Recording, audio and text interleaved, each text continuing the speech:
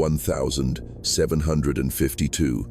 Dark case, two brothers, run-ins, robbed and murdered hundreds of people. In the summer of 1752, along a remote road in the Appalachian Mountains of colonial Virginia, investigators for the British authorities discovered something that would sow terror across the frontier for decades. Hidden beneath the floorboards of the Blackthorn Inn were leather-bound ledgers containing the names, descriptions, and estimated fortunes of over 80 merchants. Beside each entry, written in a careful Scottish hand, were notes that would make any magistrate shudder. Suggested route: Shadow Ridge Trail. Survival probability: none. Silver recovered: £5,000. The last entry, dated just weeks before the discovery, read, Benjamin Whitaker, young fur trader, traveling alone, carries silver and goods of great value. Malcolm grew impatient. Angus said, once this is done, we'll have enough to become great landowners in Carolina. What the authorities uncovered at that remote inn would expose the most brutal, organized murder conspiracy in colonial America, a network of corruption whose tentacles reached into the nascent heart of power in Virginia. The Fletcher brothers' story begins not with their crimes, but with the land that bred them. The wild, rugged Appalachian Mountains of the 18th century, where the authority of the crown was faint and local law was a thing decided by the barrel of a gun. In 1752, Virginia was in a state of simmering chaos. Wars with native peoples and border disputes had left deep scars. Bands of bandits and deserters hid in the dense forests, ready to prey on anyone. Merchants and settlers, many of them immigrants from Scotland and Ireland, seeking opportunity in furs and land, struggled to survive on their own in a land that always watched them with a suspicious eye. It was into this setting that Angus and Malcolm Fletcher arrived in 1748, two brothers from the Scottish Highlands who had fled their homeland after accusations of robbery. Angus, the 5-year-old elder brother, a veteran of the colonial wars, possessed a sharp mind for business and a silver tongue that could win the trust of the most suspicious merchants. Malcolm, 30, with the brawny frame of a Highland hunter, had learned from frontier skirmishes that violence, if used at the right moment, could definitively solve problems that sweet talk could not. They established their inn at a place the locals called Devil's Fork Crossroads, where the main trade road from Philadelphia intersected with the Shadow Ridge Trail, a treacherous but shorter route through the heart of the Appalachians. The location was perfect, remote enough to avoid British military patrols, yet situated at a strategic crossroads where weary merchants would gladly pay a high price for food, information, and a safe roof for the night. The Blackthorn Inn itself was an unremarkable structure, a crude log house with a wide porch and a few simple rooms for lodging. Its shelves were stocked with only basic necessities like rum, gunpowder, and salted meat. What made it special was the Fletcher brothers' ability to make every guest feel as if they were being let in on precious secrets. Angus had a talent for earning trust over a few stories and a glass of rum, while Malcolm's sullen and intimidating presence ensured that the talkative would spill their secrets and the suspicious would hold their tongues. The American colonies of the 1752 were experiencing a commercial boom.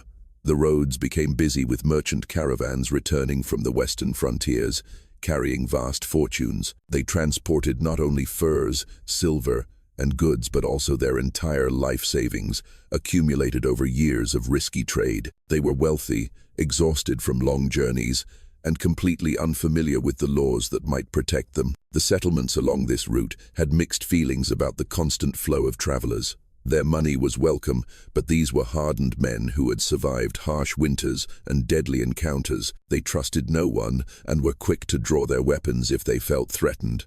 Most innkeepers considered them difficult customers. Yet, the Fletcher brothers seemed to possess an almost supernatural ability to handle even the most grizzled merchants. Men who arrived at the Blackthorn Inn with suspicion and hostility would, a few hours later, leave with laughter, clapping the brothers on the back, clutching detailed hand-drawn maps and advice on the safest routes home. What the community never understood was that the Fletcher brothers had spent their first year in Virginia not building a business, but something far more valuable, a network of information and corruption that would turn their inn into the center of the most lucrative criminal empire the Appalachians had ever seen. The first sign that something was deeply wrong appeared in the autumn of 1749, when a native woman named Flying Leaf, who regularly traded herbs for goods, reported a disturbing conversation she overheard at the Blackthorn Inn. It was a late afternoon in October as Flying Leaf made her way down the path behind the inn, a bundle of ginseng root in her arms.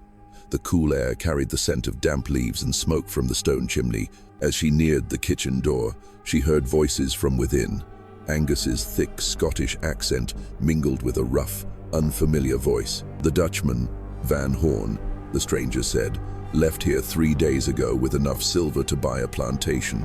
He took the Shadow Ridge Trail, like you suggested. He should be out of the mountains by now, but my men haven't seen a sign of him." Angus's reply sent an involuntary shiver down Flying Leaf's spine. "Oh, that trail is treacherous, especially for a man alone.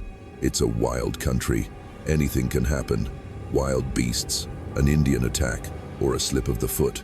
Who can say? But it's too much of a coincidence," the stranger growled. "Every time you point someone down that path, they disappear. Here, watch your mouth." Malcolm's deep, cold voice cut in, the threatening tone making Flying Leaf step back. "Are you questioning our arrangements? If so, perhaps you should take this concern to Magistrate Hawthorne. I'm sure he'd be very interested in what you have to say." A silence fell, as heavy as a threat. When the stranger spoke again, his voice was smaller, tinged with fear. No need for that. It's just, seems like too much bad luck happens on that road." "Bad luck follows fools," Angus replied, his cheerful tone returning.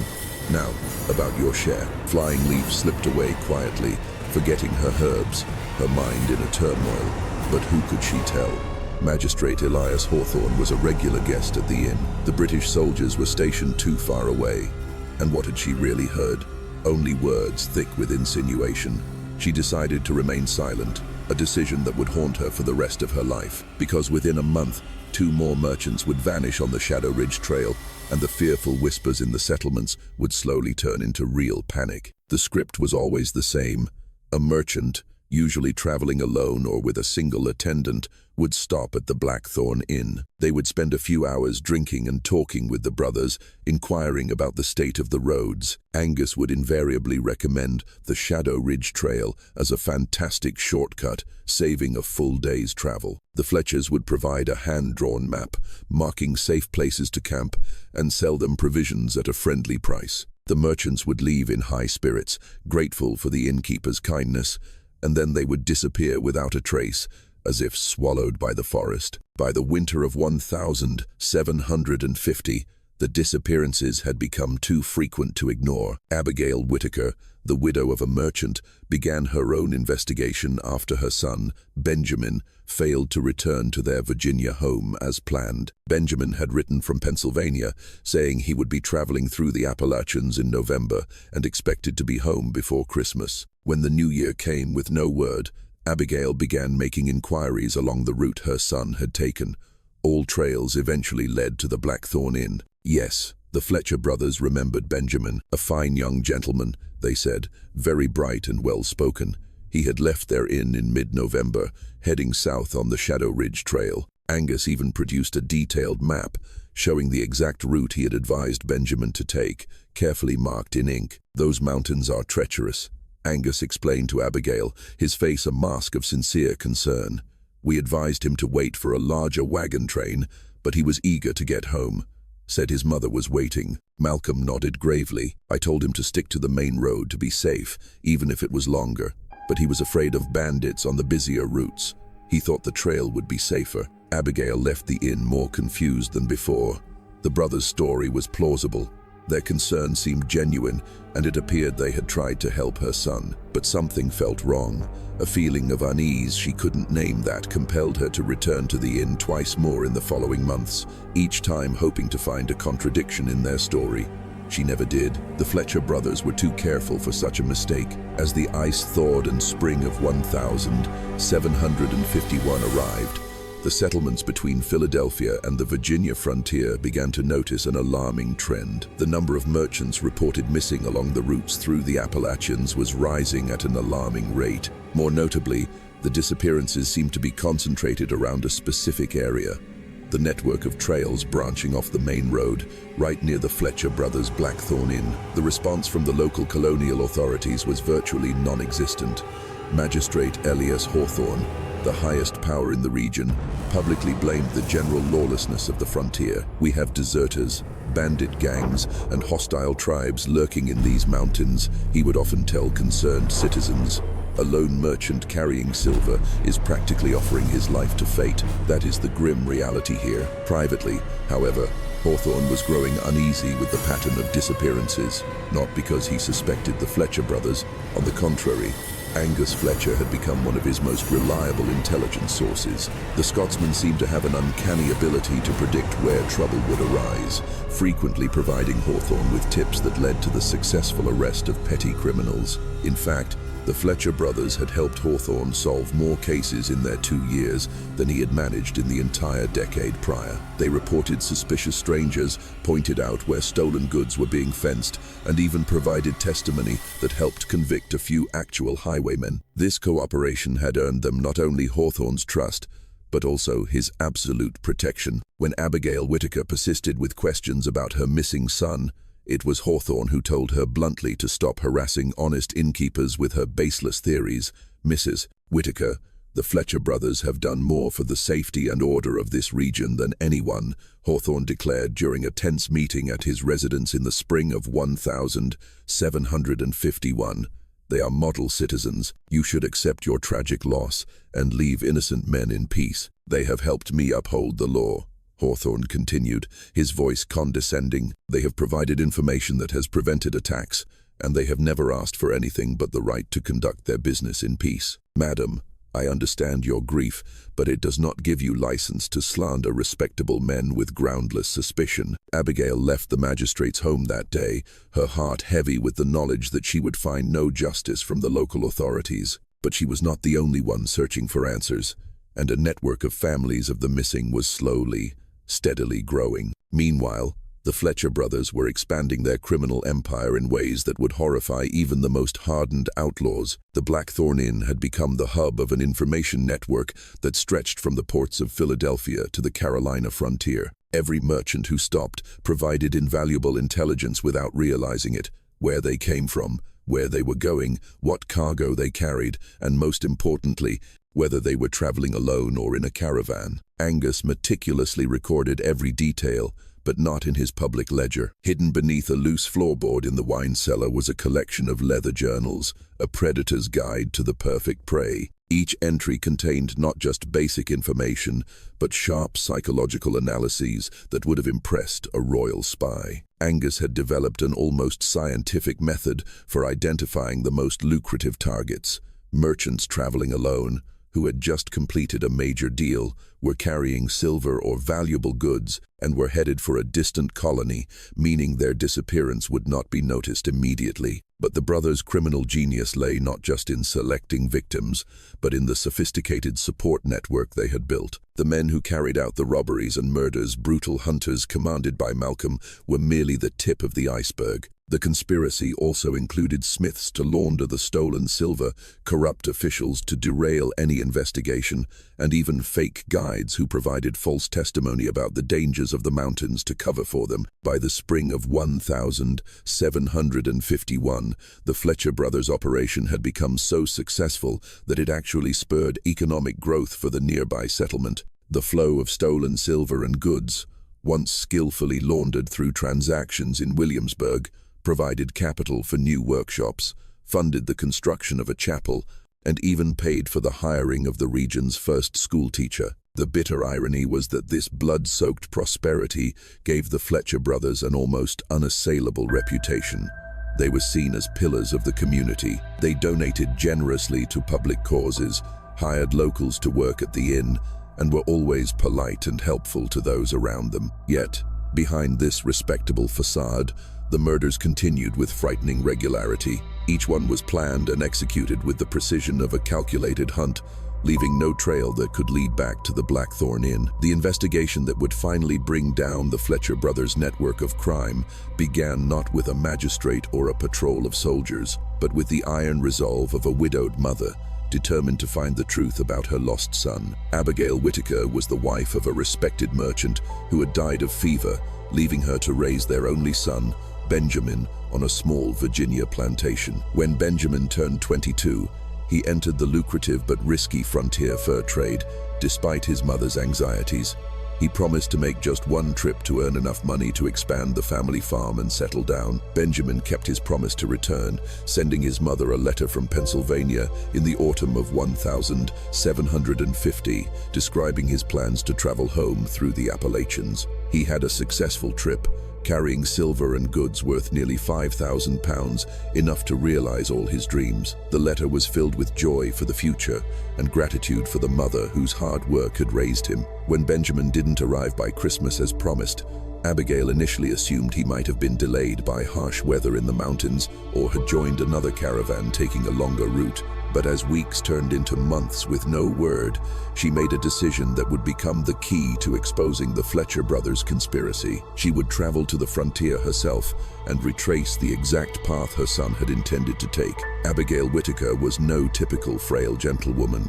Her husband's business had taught her bookkeeping, the analysis of trade routes, and how to systematically gather information. She understood the dangers of the frontier and knew how not to become an easy target. She was accustomed to handling complex ledgers and business correspondence, which gave her valuable experience in systematically collecting and analyzing information. When she arrived in the Appalachian frontier in the spring of 1751, she was meticulously prepared, carrying copies of contracts, detailed maps, and a methodical plan of inquiry. Unlike others who had simply cried and appealed helplessly to the magistrate, Abigail approached her investigation like a merchant tracking a lost shipment. She began by visiting every inn and trading post along Benjamin's route, carrying a miniature portrait of her son and a detailed description of his appearance and his goods. At each stop, she carefully recorded every account, noting the slightest contradictions and gathering information about other missing merchants. A pattern,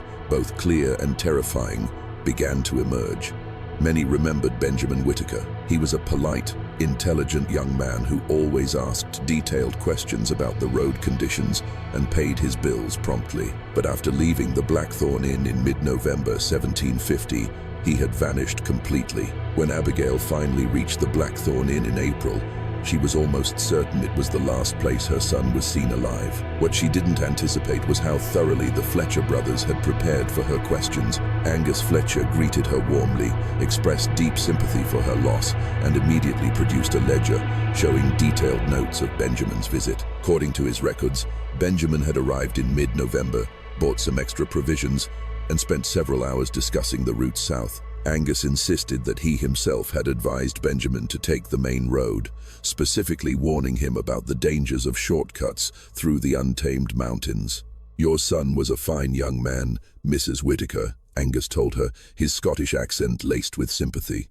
"Reminded me of my own nephew back home. I tried to convince him to wait for a larger wagon train, but he was too eager to get to his mother, said he had promises to keep." Malcolm even produced a marked map, indicating the longer, safer main road they claimed to have suggested to Benjamin. They even provided the names of a few other travelers who were at the inn that day and could confirm their story. Abigail left the inn, outwardly impressed by the brothers' concern and their meticulous records, but a feeling of unease gnawed at her, something profoundly wrong that she couldn't yet name. It wasn't until she was half a day's ride away that the horrifying realization struck her. Angus Fletcher knew far too much about her son's private circumstances, details that Benjamin, a naturally cautious person, would never have revealed to a stranger. How did Angus know Benjamin was an only child? How did he know about the promise to buy more land for the plantation? And most importantly, how did he know the silver Benjamin carried was worth nearly £5,000?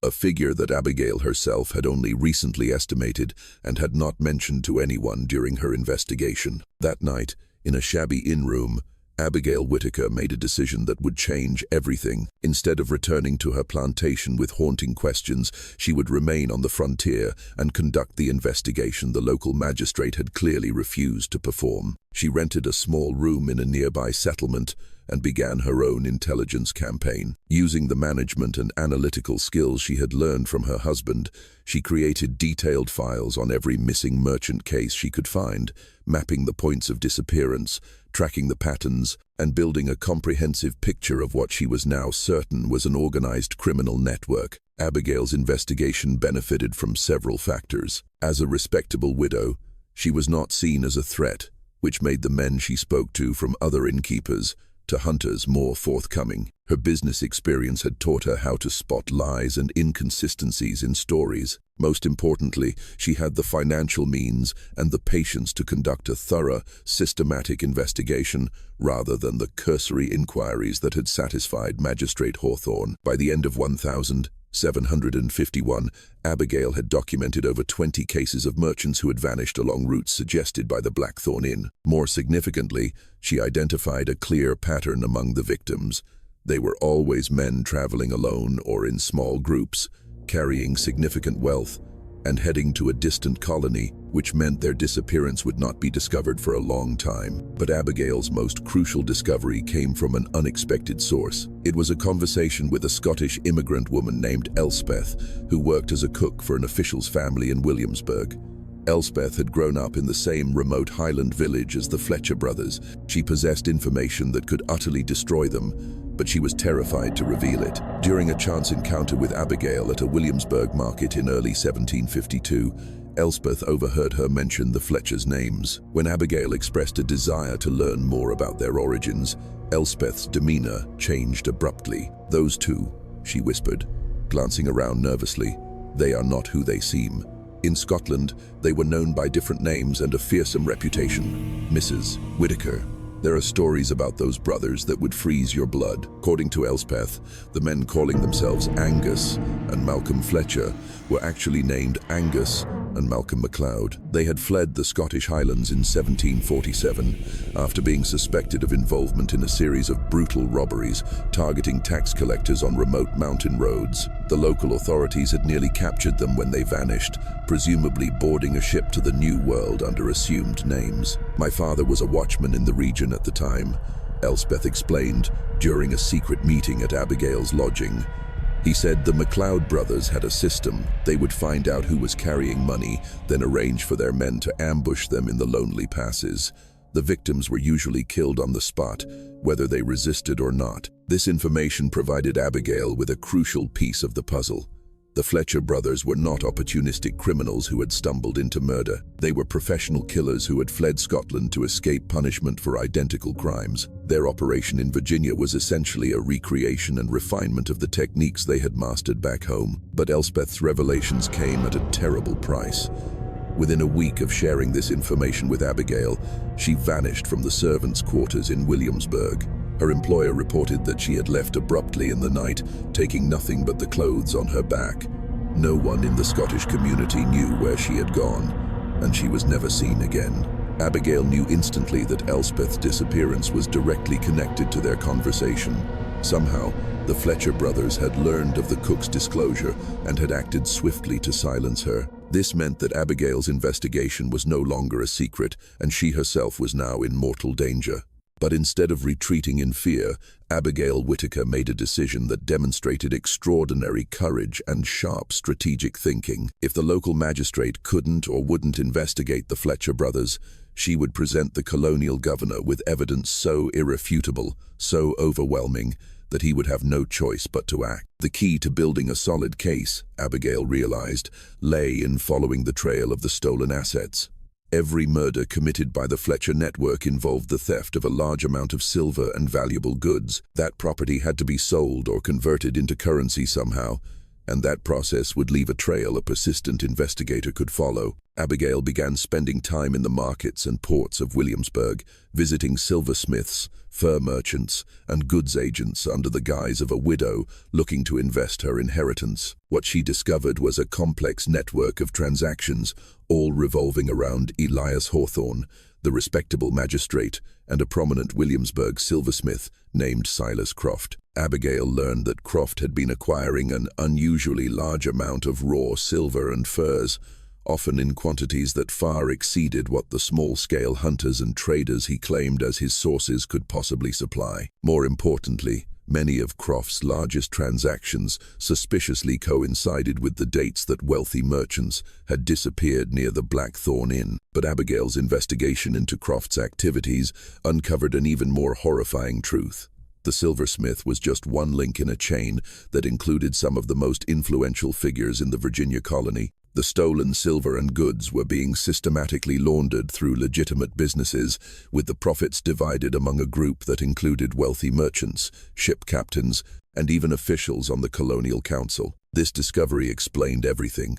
It explained why the disappearances were always ignored and why Magistrate Hawthorne so fiercely defended the Fletcher brothers. They were not merely operating under the nose of a corrupt official. They were a core part of a conspiracy whose tentacles reached the highest levels of power in the Virginia colony. Just when it seemed she had reached the bottom of the depravity, the Virginia conspiracy revealed even darker layers. If this story is making you reflect, share it with your friends who love history and hidden mysteries.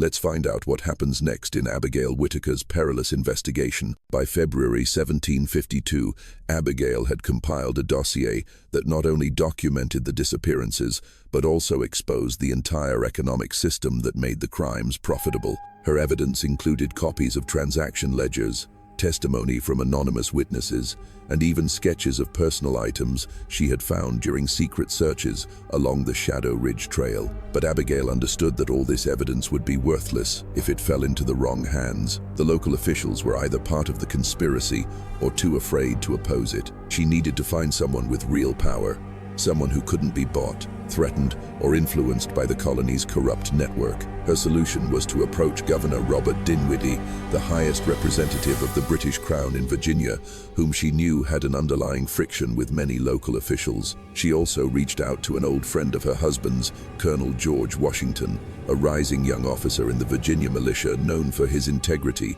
and his hatred of the lawlessness on the frontier. She believed he was the only one with the courage and authority to investigate such an explosive case. The letter Abigail sent to Colonel Washington in early March 1752 was a masterpiece of clarity and caution. Instead of making bald accusations, she presented her evidence systematically, allowing the colonel to draw his own conclusions about the scale and nature of the conspiracy. She attached copies of ledgers, coded witness statements, and detailed maps showing the undeniable link between the disappearances and the advice from the Blackthorn Inn. Washington's response was immediate and decisive. He would personally lead a small militia detachment to the frontier to investigate Abigail's claims, but she must take extreme care to ensure her own safety until his arrival. The young officer understood, even from Abigail's cautious prose, that she had uncovered something far more dangerous than any simple band of robbers. But the Fletcher brothers had their own eyes and ears within the colonial administration. Through Magistrate Hawthorne, they learned of Washington's planned investigation just days after he received the letter. The network that had protected them for years began to mobilize to eliminate the threat. Their objective was clear.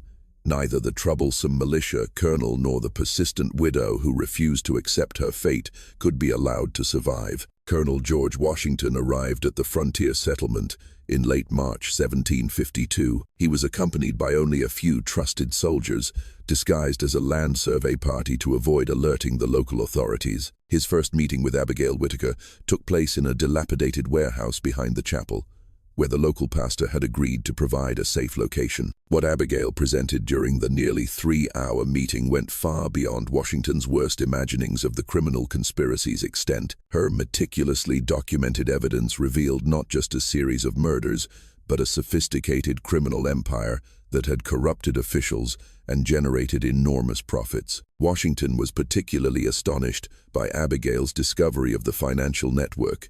"Mrs. Whittaker," he said, his voice filled with admiration as he reviewed her ledgers, What you have exposed here is not mere robbery and murder. This is organized crime on a scale I have never seen in this colony. They have essentially created an entire shadow economy built on blood and deceit. But Washington was also keenly aware of the danger Abigail's investigation had brought upon them both. The Fletcher network included Magistrate Hawthorne, and news of his presence had almost certainly reached their ears. The only solution was to act quickly and with surprise, launching simultaneous raids on multiple locations before they could react. In the pre-dawn hours of an early April day in 1752, Washington's militia simultaneously raided the Blackthorn Inn, Silas Croft's silversmith shop, and the residence of Magistrate Elias Hawthorne. What they found at the Blackthorn Inn would haunt these militiamen for the rest of their lives. Hidden under the loose floorboard in the wine cellar that Abigail had suspected, they discovered not only the leather-bound ledgers detailing over 80 victims, but also physical evidence that told a story of systematic murder spanning years. The secret cellar was filled with the personal effects of dozens of victims, pocket watches, silver rings, crumpled letters from home, and mementos that painted a heartbreaking picture of merchants on their way back to families they would never see again. But the most chilling discovery was Angus Fletcher's detailed notes, describing the psychological techniques he used to identify lucrative prey and lure them onto the paths of death. One particularly cold entry, dated autumn 1750, described Benjamin Whitaker in the detached terms of a hunter, young man from Virginia, a widow's son, returning from Pennsylvania, carrying silver and furs worth approx. £5,000, traveling alone, anxious to get home, no other relatives likely to investigate immediately. Suggested Shadow Ridge Trail, resting spot at Whispering Falls. Notified Malcolm and the hunters for November 15, but the most damning evidence was Angus's meticulous financial ledgers, which recorded exactly how the profits from each murder were distributed among the network's members. Magistrate Elias Hawthorne received 10% of the stolen assets from every victim. Silas Croft, the silversmith, took a large cut for laundering the stolen silver. Even a member of the Colonial Council in Williamsburg received monthly tributes, totaling far more than his official salary. The raid on Croft's silversmith shop exposed the entire sophisticated money laundering operation, the foundation that made the murders so profitable. Croft melted down the stolen silver, casting it into legal ingots, then used the profits to invest in merchant ships, both to hide the money's origins and to generate a steady return for all the conspirators. Meanwhile, a search of the Shadow Ridge Trail yielded horrifying physical evidence that confirmed Abigail's theories. At Whispering Falls, where Benjamin Whitaker was believed to have made camp, soldiers found personal items buried in shallow graves, along with human remains showing clear signs of a violent death. But the most shocking discovery came from the arrest of Magistrate Elias Hawthorne. In a secret drawer beneath his desk, they found detailed correspondence with Angus Fletcher dating back to 1749, revealing that Hawthorne was not just taking bribes to look the other way. He was an active participant in planning the attacks. One letter from Angus to Hawthorne, dated January 1752, read, "The Whitaker widow has not given up. Her son was one of our most profitable ventures, and she seems determined to find the truth. Perhaps it is time she had a reunion with her son on the Shadow Ridge Trail. Persistent types like her rarely stop on their own, and she is becoming a real danger to our entire operation." Hawthorne's reply was equally chilling. "I agree on the Whitaker matter, but murdering a prominent widow will draw attention from the governor's office. Better to arrange an accident on her journey home. Make it look like a native attack. I can provide details of her route." These letters made it clear that Abigail Whitaker had been living under a death sentence for months, her life saved only by her decision to remain on the frontier to continue her investigation, rather than returning home as the killers had anticipated. As news of the arrest spread throughout the Virginia colony, the true scale of the Fletcher conspiracy came into focus. The network included not only direct participants like Hawthorne and Croft, but also dozens of seemingly respectable citizens who had profited from blood money, merchants who bought and sold stolen goods, ship captains who transported them, and officials who took bribes to ignore all signs of wrongdoing. The economic impact of the conspiracy's collapse was immediate and severe. Several Williamsburg businesses faced bankruptcy as their ties to the illicit assets were exposed. The credibility of the Colonial Council was severely damaged, forcing the governor to undertake a sweeping reform. Even the Settlements Chapel Fund was frozen when investigators revealed that a significant portion had come from donations made with the profits from murder. But the most horrifying revelations came from Angus Fletcher himself during his interrogation by royal officials. Faced with irrefutable evidence and the prospect of the gallows, he confessed everything, revealing the true scale of the criminal operation. Between 1748 and 1752, the Fletcher network had murdered more than 80 people along the routes through the Appalachians. The victims had been carrying a combined fortune of over £200,000, a staggering sum at the time. The murders were planned and executed with the precision of a hunt, using an information network as sophisticated as any spy organization. "We were not common highwaymen," Angus explained to the investigators, his voice not trembling but tinged with pride. "Robbers are crude and impulsive, risking their necks for small gains. We were businessmen who understood that information is more valuable than gunpowder, and that a systematic plan eliminates risk while maximizing profit." Malcolm Fletcher's confession was less articulate but no less chilling. He described the murders with the professional detachment of a hunter recounting his kills. Most victims were dispatched quickly and efficiently, often by henchmen skilled in violence but completely unknown to the victim. The murders were disguised as native attacks or accidents, the bodies hidden in caves or ravines to make discovery nearly impossible. But the brothers' confession also revealed a truth that horrified the investigators. The Fletcher network was not unique. They had been in contact and exchanged information with similar criminal groups in other colonies like Pennsylvania and Carolina, sharing techniques and sometimes even collaborating on larger ventures. The murder of merchants for their property was becoming an organized criminal industry, with networks stretching across the colonial frontier. The trial of the members of the Fletcher conspiracy began in Williamsburg in 1753, drawing the attention of the entire colony to what the press dubbed the Blackthorn Inn robbers. The evidence presented by Abigail Whitaker and Colonel Washington exposed a level of criminal sophistication that shocked even the most seasoned magistrates. Angus and Malcolm Fletcher were convicted on more than 80 counts of murder and executed by hanging on a summer day in 1753. The execution drew a large crowd, many of them relatives of the victims who came to see justice done. Even facing death, Angus Fletcher showed no remorse. He reportedly told the pastor, "We gave those men a quick death, which is a mercy this wilderness seldom grants." Magistrate Elias Hawthorne and 10 other key conspirators received life sentences in an English prison. Silas Croft and other members of the network were sentenced to years of hard labor. The trials exposed the full extent of the corrupt network and brought a painful resolution to families who had waited years for news of their loved ones. The trials laid bare the entire web of corruption and brought agonizing answers to families who had lived in hope and despair for years.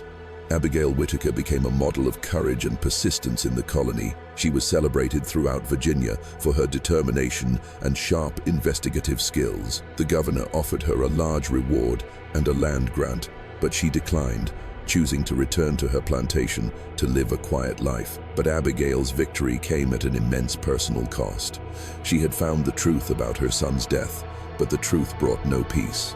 Benjamin Whitaker had died a brutal, lonely death. His dreams of a family and a bright future had been crushed by men who saw him as nothing more than an entry in a ledger. The details of Benjamin's final hours, revealed in Angus Fletcher's confession, would haunt her for the rest of her life. The Fletcher case also exposed the fragility of the trade routes and the lax security on the frontier. The British colonial authorities responded by increasing military patrols along the main roads and establishing a more effective communications system between settlements, allowing forces to coordinate their response to threats. But perhaps the most enduring legacy of the Fletcher conspiracy was the questions it raised about trust and human nature in a fledgling society.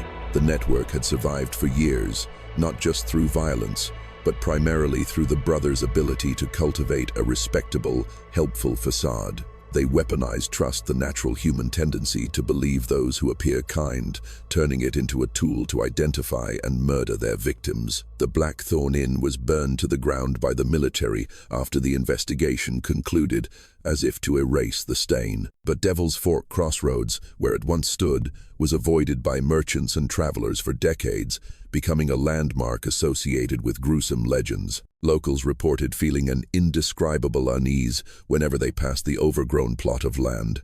Whether it was due to restless spirits or simply the psychological impact of the horrific story remains a mystery. The detailed records of the Fletcher case, sealed by the colonial government, remain largely archived in England to this day. Some historians believe this secrecy was due to the involvement of high-ranking officials and fears of uncovering similar criminal networks in other colonies. The full scale of organized crime targeting merchants in colonial America may never be fully known. Decades later, in the late 18th century, as new settlers pushed westward, they discovered numerous caves containing human remains along the old Shadow Ridge Trail. Personal items found with them matched descriptions of missing merchants, confirming that even the Fletcher brothers' detailed confessions had not accounted for all their victims. The discovery of more victims years after the brothers' deaths raised disturbing questions. Had they been operating for longer than anyone thought? Were there other members of the network who had escaped and continued their crimes elsewhere? Abigail Whitaker died peacefully in 1785, taking many of the secrets of her investigation to her grave. Her personal notes, kept by her family, show that she continued to track suspicious disappearances in other colonies until the end of her life. She was convinced that the Fletcher network was just one part of a much larger criminal conspiracy spanning the American frontier. Among her papers are notes on patterns of disappearances in Carolina and Pennsylvania that mirrored the Virginia case in disturbing detail. The final mystery of the Fletcher case lies not in what was discovered, but in what remains hidden. Investigators estimated they murdered over 80 people, but Angus Fletcher's ledgers hinted at an even higher number. In his final confession, he alluded to special arrangements for politically high-value targets, but was executed before he could reveal the details. Modern historians believe the Fletcher brothers may have been responsible for the disappearance of several important figures of the era, including an envoy from the Pennsylvania government and a wealthy landowner, deaths that were never officially linked to them. Devil's Fork Crossroads was eventually bypassed by newer roads, and today, the site of the Blackthorn Inn is nothing more than an empty clearing, reclaimed by the dense forest. The local people of Appalachia still tell their children whispered stories of the Fletcher brothers, making them a part of the region's folklore. Some believe the spirits of the victims still roam the old trails, warning travelers. Others insist that descendants of the criminal network still live in the area, maintaining a code of silence passed down through generations. But perhaps the most frightening aspect of the Fletcher case is how easily it could be repeated. The brothers succeeded not through supernatural power or exceptional criminal talent, but through meticulous observation, systematic planning, and the ruthless exploitation of social trust. They identified vulnerable prey, created plausible scenarios for their disappearances, and built a network of corruption that made investigation nearly impossible. This case is a profound reminder that evil often hides behind a mask of respectability, and that the most dangerous criminals are often the ones who appear the most helpful and trustworthy. In a world where people still rely on the kindness of strangers during long journeys, the lesson of the Blackthorn Inn remains disturbingly relevant. The legacy of the Fletcher brothers lives on in the vigilance authorities now apply to disappearances along desolate routes, in the folk tales passed down through generations, and in the necessary skepticism we should have for offers that seem too good to be true. But their most enduring legacy is perhaps the questions the case raises about the nature of community and trust. How many other criminal networks operated in the chaos of the colonial era?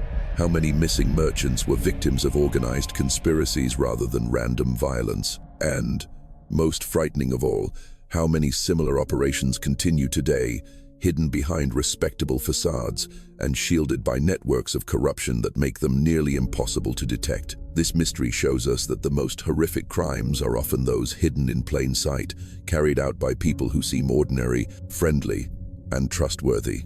The Fletcher brothers succeeded for years not because they were criminal geniuses, but because they understood that most people want to believe in the goodness of others. They weaponized that trust, turning it into a tool to identify and murder innocent travelers whose only crime was to seek help from a stranger. What do you think of this story? Do you believe the whole truth about the Blackthorn Inn conspiracy has been revealed? The fact that the case files remain partially sealed to this day suggests that the colonial authorities may have discovered connections and evidence deemed too sensitive to make public. Share your thoughts and theories about what really happened in those treacherous Appalachian mountains. History holds countless dark secrets, and we will continue to uncover them together. Until next time, always remember, the most dangerous people are often the ones who seem most eager to help you.